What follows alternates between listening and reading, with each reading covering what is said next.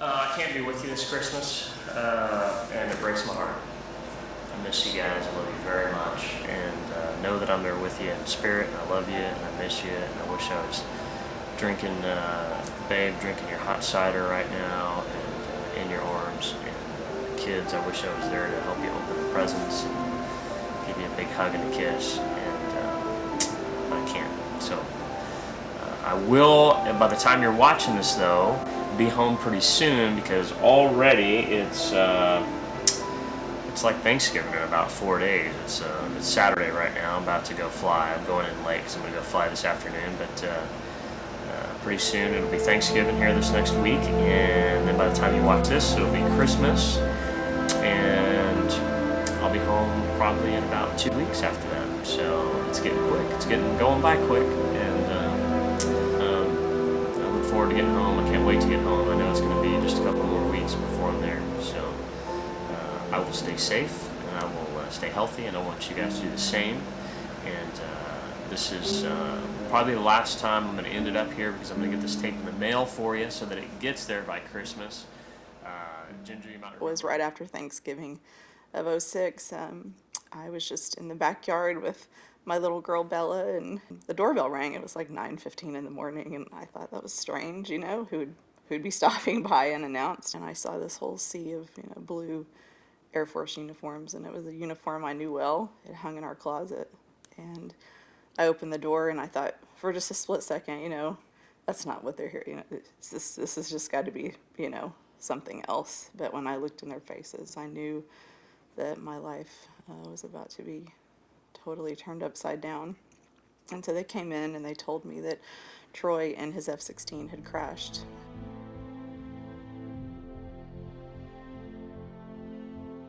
I know as a fighter pilot, he didn't get much free time from his job. It was pretty demanding, but I remember any free time that he ever got when he got home was immediately spent with us, and that was so special to us as little boys that we had just such an amazing dad to look up to and just such an example to follow. Troy Gilbert was 17 years old when I met him. Very early on, I could tell he was special. He was super genuine and really friendly and cared about others, and so I fell in love with him, and we dated all through college, and we married the week after we graduated.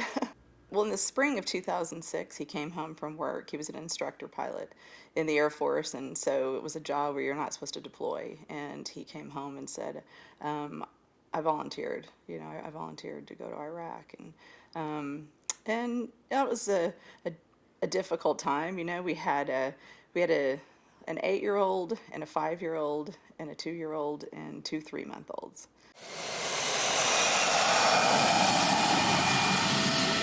I knew that he was doing what he trained to do, and he believed, after 9/11, they all believed, we needed to go and protect the freedoms. A very dangerous world where we face these kinds of terrorist threats, including proliferation of weapons of mass destruction. And I think the reality is... My name's Major Ed Polito, United States Army retired, and I'm the Senior Vice President of the Folds of Honor Foundation. Well, at the Folds of Honor Foundation, we provide the spouses and the children of the fallen, wounded, and disabled educational scholarships and opportunities. And our motto is about honoring the sacrifice, educating the legacy. We don't ever want to leave a family behind on the field of battle, so help us God. What my father had once told me was about always God, country, family, and all of those that serve. And for me, getting an opportunity from day one to meet Ginger and her family and how we wanted to support and pay forward to the Folds of Honor and to all of these military families that have been affected by these wars really just enables us every day to really support this special cause. And for us, how special it is that we were able to introduce her family to Lee Brice. Meeting Ginger was really life-changing. I drive your truck was kind of the basis around Ginger and I's first conversation. And it was just kind of a personal note, side note. And she's just wanted to tell me about how much I drive your truck meant to her and why. We treasure the things that he last touched. So when I first heard Lee Brice's song, I Drive Your Truck, it was hard because About 2 weeks before Troy deployed, he had a truck. He was a Texas boy. They love trucks. But he said, you know what, we don't need to be making payments on this truck. So I want to thank you on behalf of all the families that you have no idea that you're reaching, because you say things in words that we can only say in our hearts. So thank you. I got up with my standard, just sharing our family story. My husband was a fighter pilot in the Air Force, killed in combat in 2006, and I was left as a widow at 36 years old with 5 little kids and unsure what to do and where to turn. And the Folds of Honor came in and helped provide just education for my children, which just took a lot off my mind. And so that's what I share normally. But after Lee Brice sang his song, I got up there and I was moved. And I just wanted him to know that I've listened to that song ever since it came out, and it just reminded me so much of my late husband's truck. We sold it about 6 months before he deployed to Iraq, and then, shortly after he deployed, 3 months later, he was gone, and he was not going to be with us anymore. So the things that he had left, we cherished. She was left at home with 5 kids. There was a decision made that they had a couple of cars, one of them was a truck, and she was going to be there by herself, so they were going to sell this truck. And they wish they had it back now because he never came back home. When that song came out, thinking, how cool would that have been if I would have had his truck to drive in, all those days when I just, kind of wandered aimlessly on the streets, missing him. And I remembered even after Troy was killed, sometimes I had all these little kids at home, and I just sometimes got in my car and drove. It was just a little thing in her mind, like, man, Lee, there's a connection to I Drive Your Truck and to this truck that we sold so that we could get by. And so that just struck, like, immediately a chord in me. I'm like, this truck can't be that hard to find. And so my manager was standing like right beside me. First, there was not a dry eye in this whole place. I mean, everyone was just tearing up, and Lee kind of was trying to gather some composure, and he kind of turned around and looked over at me, and I was, kind of in tears, and looked at him, and he looked over at me, he just kind of nodded at me, and I just nodded back at him, and it didn't have to be said. We were gonna find that truck. We were gonna find it. So that kind of started the whole thing of starting that search, and so many people kind of had to help jump in.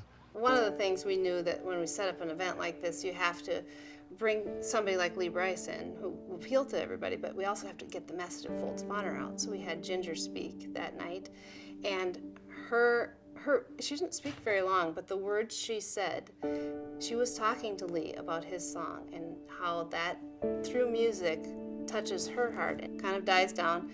We're wrapping things up, and Lee's manager said, Lee and I want to find the truck. I said, I had that same exact feeling. What can we do for her? We all hope, that what we pour out into the world comes back to us or to our children, our legacies that we leave behind, or legacies of generosity and compassion and selflessness. And I really believe that came back from all that Troy had done for others in his life, that others want to do for him and for his children. The event at the Smiths, and Ginger mentions the truck and the song, and I'm in the audience, and I'm thinking, we have to find this truck. And so we start on this journey with Lee and Enzo and Ann and Perry Smith, and we just started to search for this truck. So we had tracked the truck to an oil change place in Phoenix. I said, look, you've been servicing a truck there. I have the VIN number. I need to contact the owner. Can you help me? And he's like, what? He's kind of like, what? So I told him the story. He goes, sure. And I give him the VIN number, and he looks it up. He goes, that's a friend of mine. He said, I'll go talk to her. I said, oh my gosh, how easy was that? We found out that they found the truck. That was false alarm, nope, wrong truck. We thought we had lost it. I thought, we won't find it. I didn't know any way to find it. And then Josh sent me a text on December 22nd last year, and he said, hey, try this address. It's in Phoenix. And I said, well, that makes sense, because that's where Troy sold the truck. And he said, but I don't live there. And I said, it's okay, I have friends. I will have someone. So I was actually, the Smiths were at our house in San Antonio visiting, and we were in the kitchen. Sitting around the kitchen table, and Ginger was still sleeping. And Jim said, we found the truck. And honestly, it was like pull out all the stops. Let's do this. Let's find out how we can get this truck. Next thing we know, we have an aerial view from Google Earth, and we found the truck. And I still get goosebumps, talking when I remember that day and that text and going, holy cow, we found it. We found this thing. To verify it, I had to go to Troy's dad, who was the original on the truck, and I wanted to make sure that we had found the right truck. 'Cause I thought, how awful if I just buy some old truck from somebody, and it turns out not to be the right one. So the last verification was to ask his dad. So that was when it really hit home. We had actually found the right truck. It was just so exciting because it was 1 in a million. It was 1 in a million we'd find that truck. So it's Perry and her husband Jim and I working on this big secret, and it was tough. But what was kind of cool about it is how many people the story touched. So over about a month and a half, we kind of negotiated, and Perry flew to Phoenix and negotiated it, and he bought the truck for me.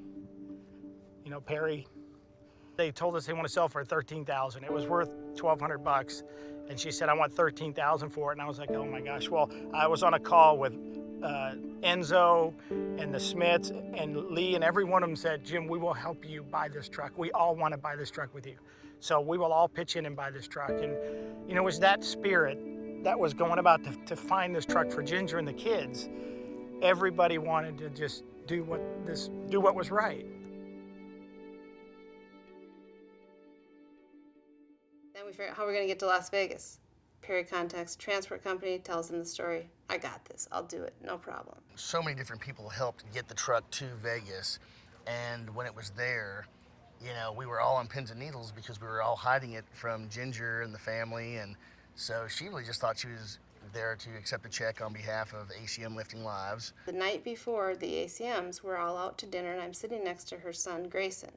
He just got his driver's license the week before, and it's my heart is pounding, like, you don't know what you're getting tomorrow. And I said, well, what kind of truck would you like to drive? And he said, you know what? I want like old vintage. I don't want a brand new shiny thing. I want like an old truck. Grayson just gotten his license like that Friday, and this is like a Saturday night. And he had told her, I don't want like some new truck. I just want like an old beat around truck, and that was cool in itself, We're in Vegas, and she thinks she's going to accept a check, and we all know what's happening, and Lee knows, and Enzo, and she goes up on stage, and you told me back when we met about this truck, and I couldn't get it off my mind, so we just put our heads together and we figured out how to find it for you. We've got your truck back. Lee pulled keys out of his pocket, and we were like, wait a second, that's not a check. We're like, that's keys to a truck. And then we were like, wait, is he getting us a new truck? And then he said to turn around, and then there it was. And then that's when it all kind of like hit us at one time. And we just kind of looked at each other and we were like, I don't know, we just didn't have words. They had this kind of whole plan to like present Ginger this truck and present the whole family this truck back that they had no idea that it was coming. In the moment, I had all planned out what I was going to say in front of 20,000 people, but I just really didn't know what to say other than, man, we got it back.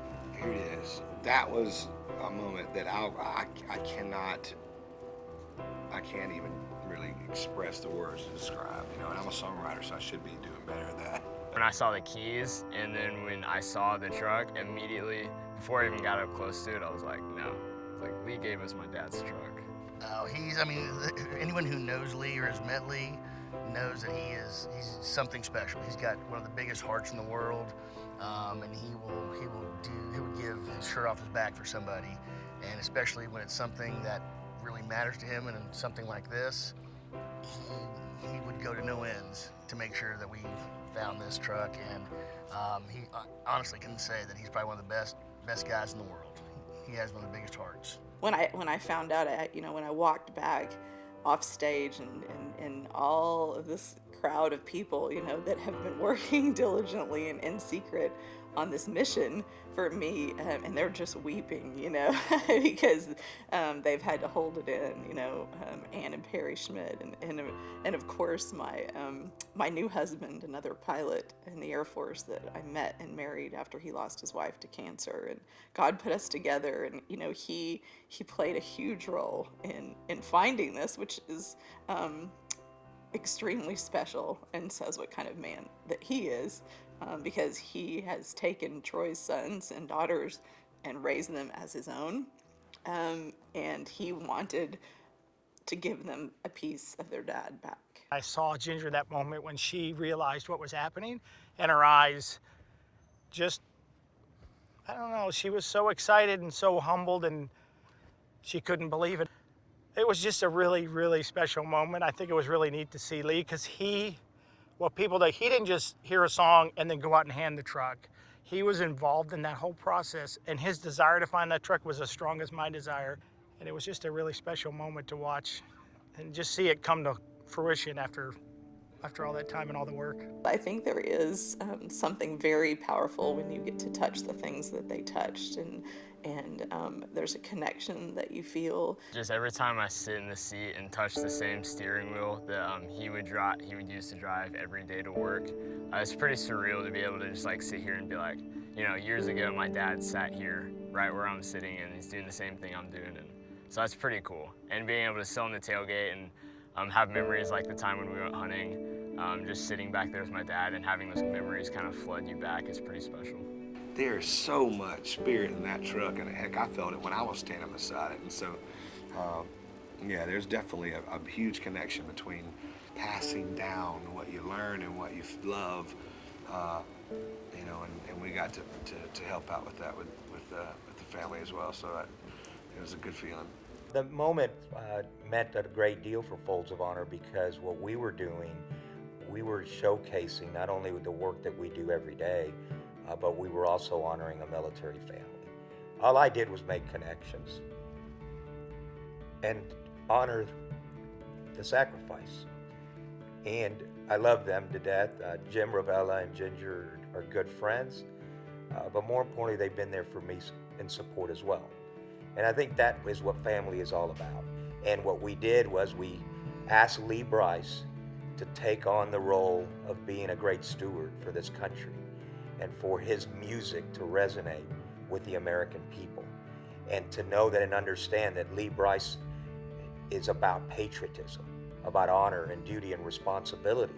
And at the Folds of Honor, you know what, at the end of the day, the 13,000 plus scholarship recipients, that is the winning combination here, and we will make sure that we're always honorable to that cause. I look over there and I see all these wonderful people that really care about our veterans and their families. That's touching. There's a scripture in the Bible that says, there's no greater love than this, that a man would lay down his life for his brothers. And I saw Troy do that. But in another way, I've seen other people do that for Troy. Their time, their talents, their energies to just help families who are in need. And I have just had to make that my motto, you know, that this life is not about me, and it needs to be about what I can do to bless somebody else. And so I think this truck just embodies that, you know, what can we do to sacrifice for someone else?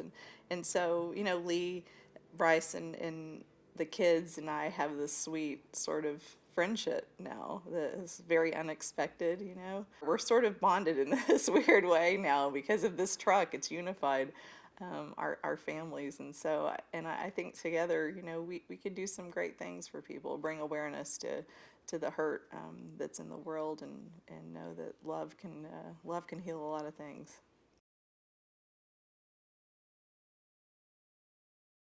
Lee Brice here, back again at the Schmitz. We had a great time last year at this event, and actually fell in love with the Folds of Honor, and weren't even sure what it was all about back then, especially not like we are now, like we know now. And so it's good to be back at the charity event. So we're about to have a good time. When you're in that kind of dark place in your life where you're hurting so bad, you know, that there just aren't words to express the pain, music can sometimes take you outside of yourself. We really are honored to be here tonight, and for so many reasons. And there are so many people that really have to do with all of this that don't get mentioned. And all of you, I just want to say thank y'all for letting us be a part of it. I mean, it's meant y'all like giving up your place and working so hard, making it so beautiful and so awesome, and all of this. Jim, you know, you're the man, and the support that you offer underneath the radar is so amazing. And so we're honored to be here tonight, and honored to sing this song. We had a beautiful story earlier you heard, so you know who this is for.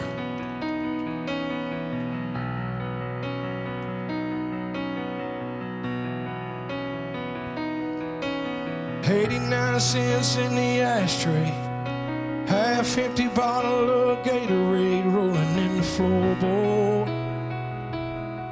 That dirty Braves cap on the dash, dog tags hanging from the rear view, old skull cane and cowboy boots, and a gold army shirt folded in the back. This thing burns gas like crazy, but that's alright. People got their ways of coping, and I got mine. I drive your truck,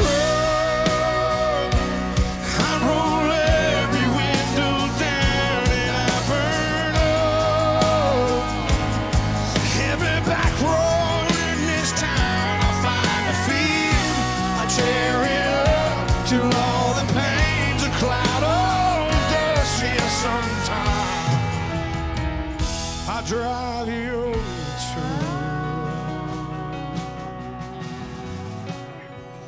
I just never thought I'd have a chance to tell Lee Brice how much that song means to families like mine.